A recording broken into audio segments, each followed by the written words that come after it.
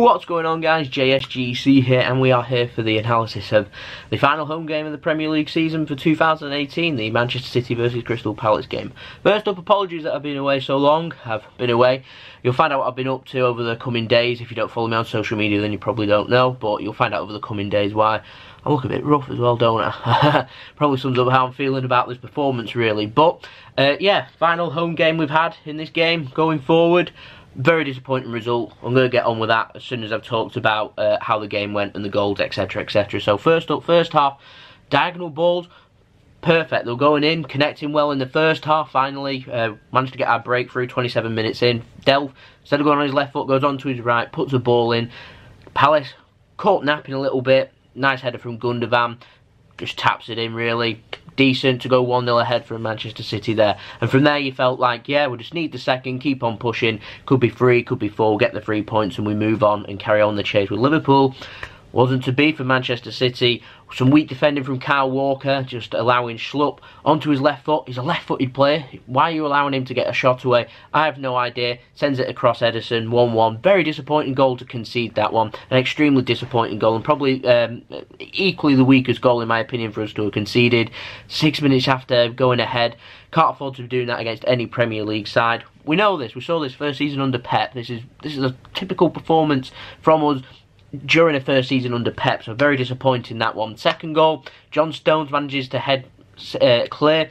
John Stones isn't Fernandinho, by the way. Just doesn't do the job that Fernandinho can do. I don't expect John Stones to be able to do that. He's playing out of position. Just reiterates in the January transfer market. I hope this performance tells Pep and tells Manchester City they need to dip into the transfer market. This team isn't perfect, and there's only so many times you can get away with playing makeshift players in positions.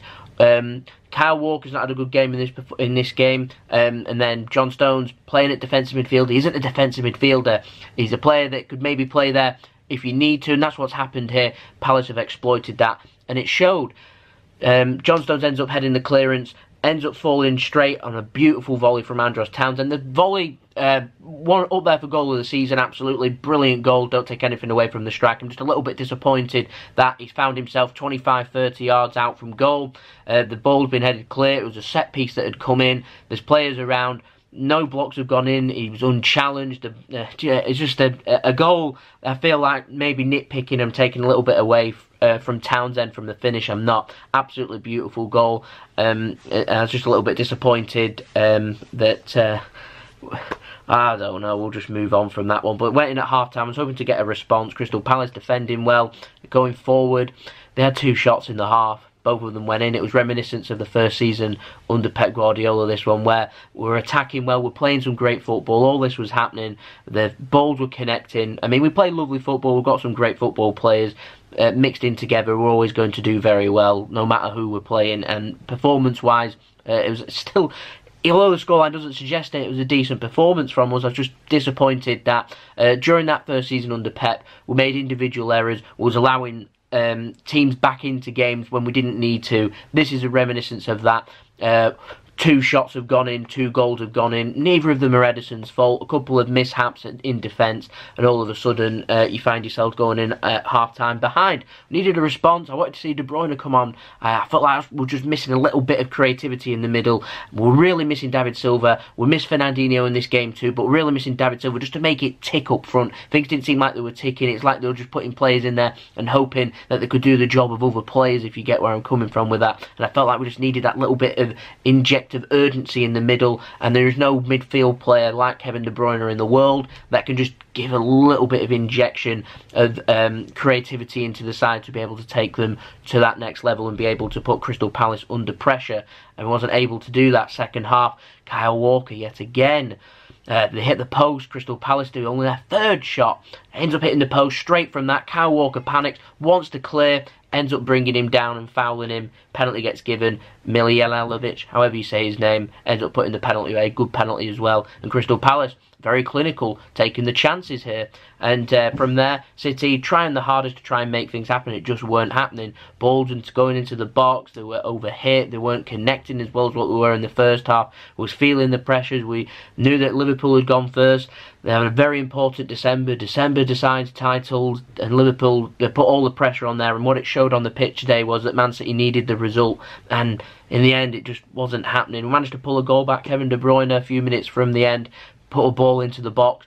Ironically, wasn't a great ball, ended up just hitting the post and going in. Was unlucky with Leroy Sané hitting the post as well from a free kick. It just wasn't meant to be. And this was such a frustrating game. I'll just have a quick look at the statistics for this game because do you know what I mean? This scoreline doesn't suggest what you'd thought was happening in the game. 78% possession for City compared to their 22. 19 shots to their 5. They've had 3 shots on target and they've scored 3 goals. We've had 5 shots on target from 19. It's poor. It's really poor. From them, 56% pass completion rate.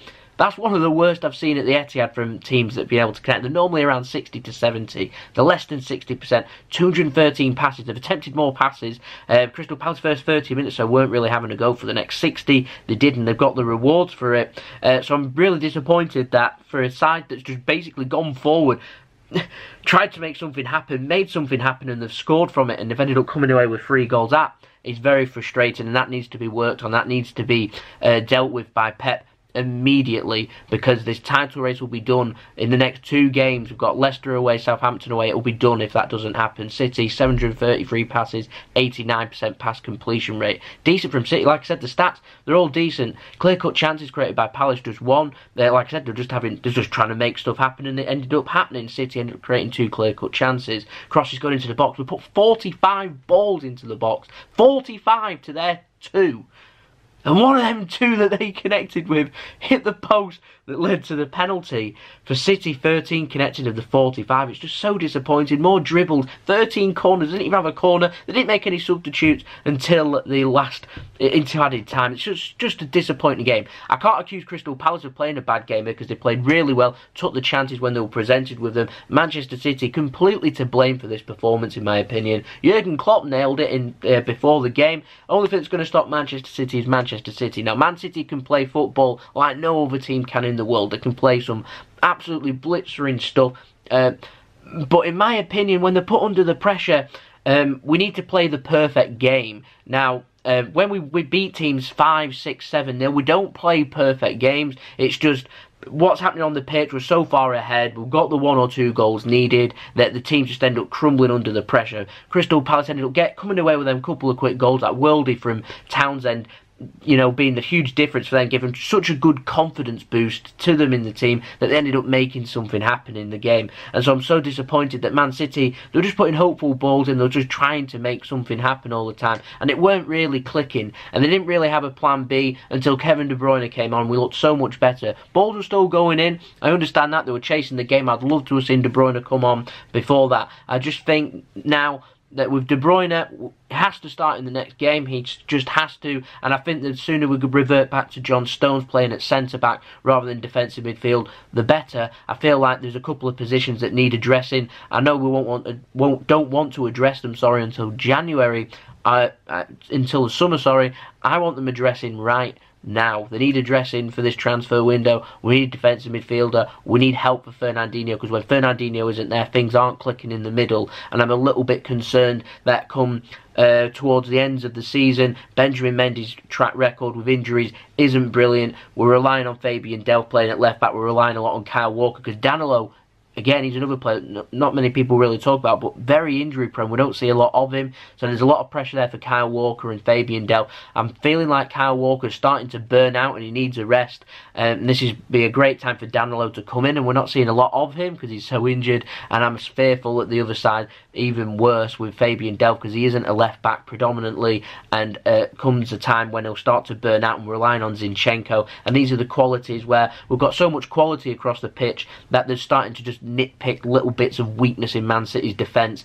and it's getting exploited, and it needs addressing, and it needs addressing, in my opinion, this season. It needs addressing in January. So hopefully things will start to manoeuvre in that end, and we could start putting things right. We've got 2 huge away games before the year's out. We need to win both them games. We don't win both them games, I'm going to presume Liverpool's going to win both their games coming up over Christmas. If that is the case, and City end up dropping more points, absolutely huge advantage to Liverpool. The title race ain't over because we've got to play Liverpool. But what I'm saying is if City don't win both these games and Liverpool win both their games, and we go into that match and we don't beat Liverpool, the title race, it's completely done by January. And it's very disappointing that we're very good at leading.